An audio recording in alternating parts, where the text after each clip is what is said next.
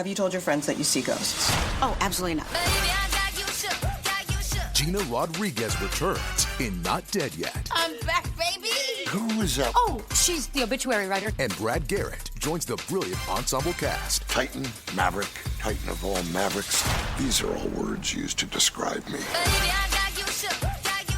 Not Dead Yet. Season premiere. Tonight, 8:30, 7:30 Central on ABC. And stream on Hulu.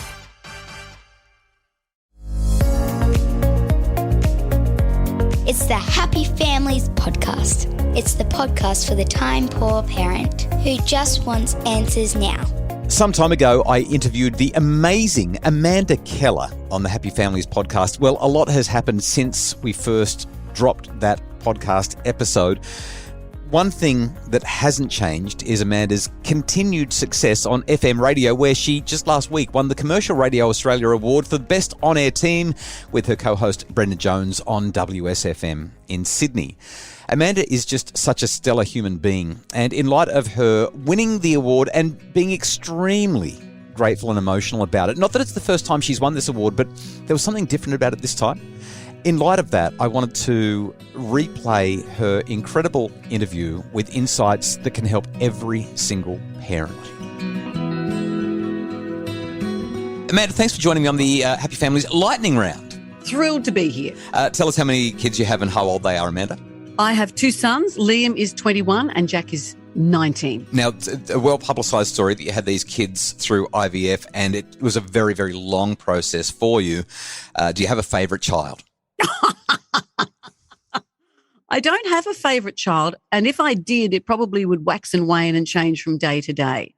Liam is very much like my husband.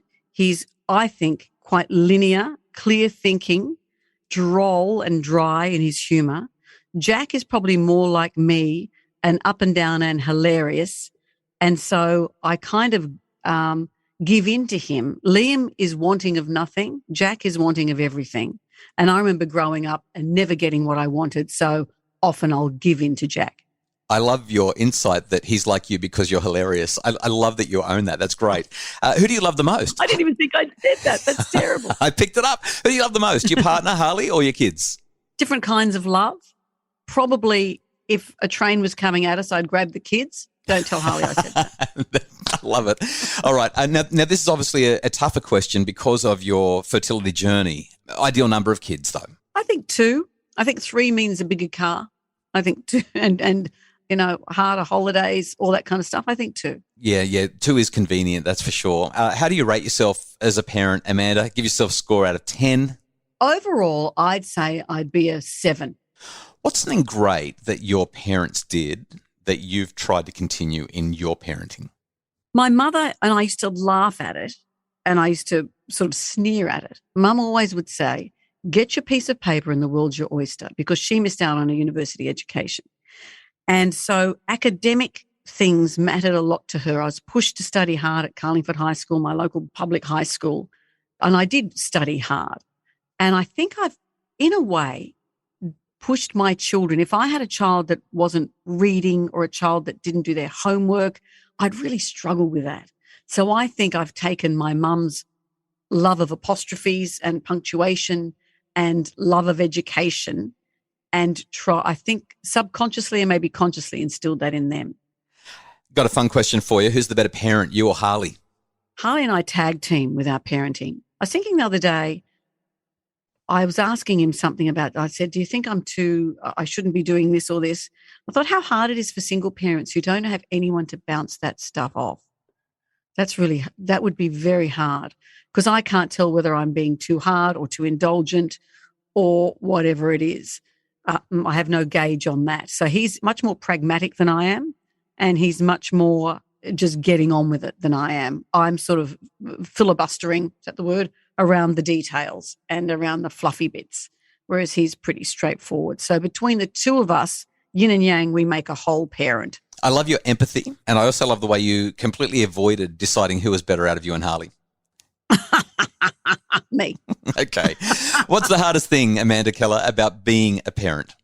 I found teaching them to drive one of the hardest things. Yes. So hard. Yes. That was terrible. And Harley didn't want to do it, and I didn't want to do it. But it's made me a terrible passenger. I used to not care about being a passenger. And now I'm even in an Uber, I'm jumpy and I'm looking at where the curb is. I found that bit really hard. And there's a guy that a whole lot of my friends were using who would help them kids get the hours up without you having to do it. I love the idea of being in a car with my sons and driving. But when they're learning to drive, it's not that. It's I wasn't calm. I made them stressed. It was terrible. I think I found that one of the hardest bits. I'm a parenting expert. I'm not supposed to get mad at my kids. I'm supposed to know how to do all this sort of stuff. But as I've taught my kids to drive, I've found that my capacity to be patient and kind when my life is in danger every 14 seconds is almost zero. And I've found things coming out of my mouth that I don't say these things. I especially don't say these things about or to my children. And sure enough, I was doing it. I'd love your answer on that question. Thank you. I think I called out, "Oh, you friggin' idiot," to my own child. It wasn't someone out the window. It was the kid in the driver's seat. Inside the car. Amanda, now that your kids are of age, if you could spend an hour with your children at any age, what age would you choose and why? Is it just an hour? Do you know what?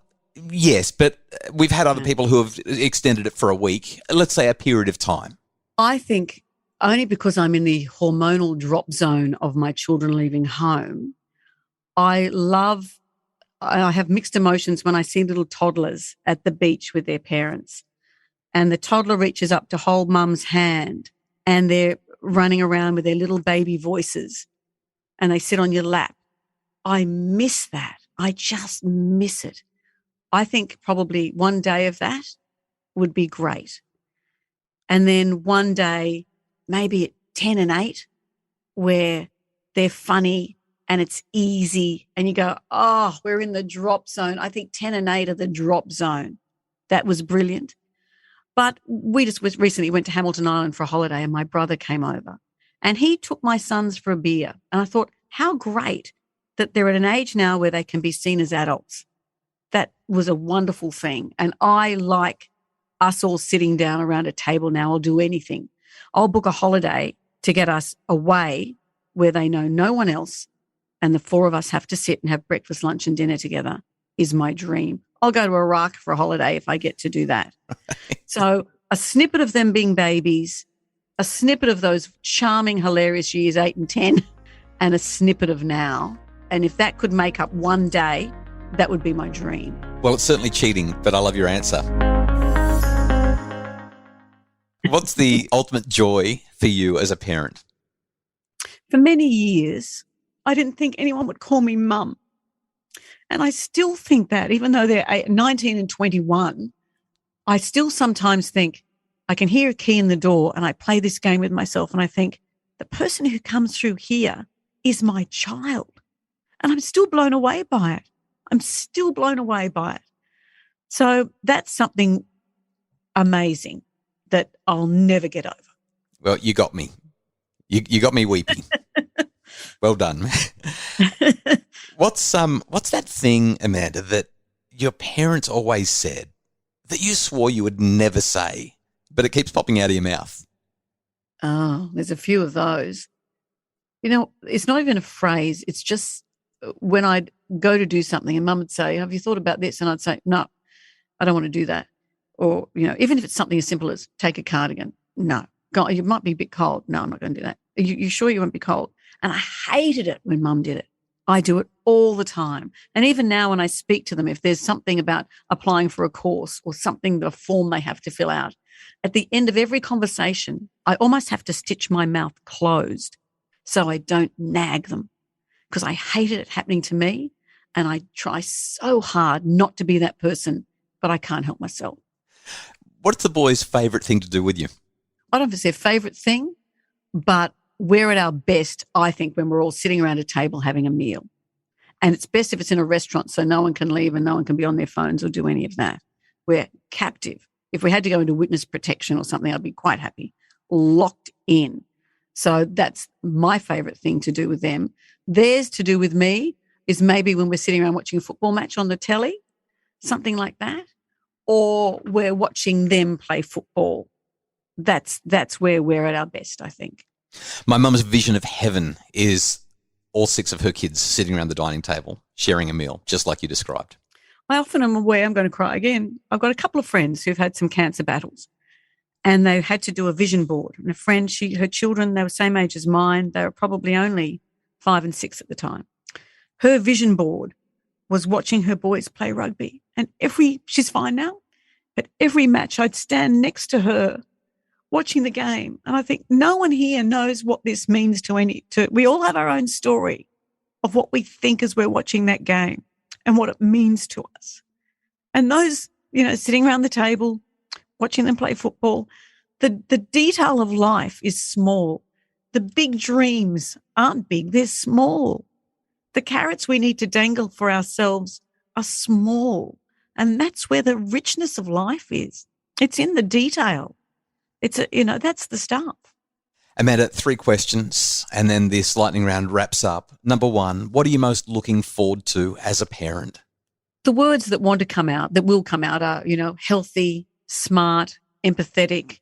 But I just want that door to open and these fabulous sons walk in. That's all I want, is these fabulous boys that I'm proud of who love me and I love them. And that's all I require of them. I love talking to you. You made me cry a lot today, Justin. It's not fair. If you could go back to you as a young mum, well, I know you've said you weren't such a young mum because the IVF thing took so long, but 158 years old. You were still an inexperienced mum. If you could go back to you being so inexperienced and having one of those tough moments, what advice now would you give yourself and hope that you would listen to? Don't be scared. You're not going to break them. Sure, they may fall down the stairs on your watch, but you're not going to break them.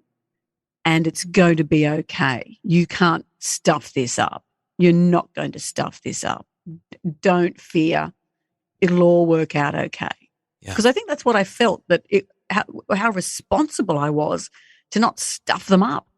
But we're all going to stuff them up in some way, and that's the joy of life. That's why we're talking, you talk about this with your friends, your family, how crazy families are. How can you not have that in your own family? Amanda, final question. What's been your biggest win as a mum? I don't even know how to answer that. I think my biggest win, there was an article recently in the Women's Weekly where both my sons gave quotes, because you don't know how they perceive you. And I know that I'm loved and I know that they love their family. But they both said such lovely things that when you see it written down, you think, oh, I have done a good job. Who knew that would have to come from the Women's Weekly? Sometimes you need to see it in a different context.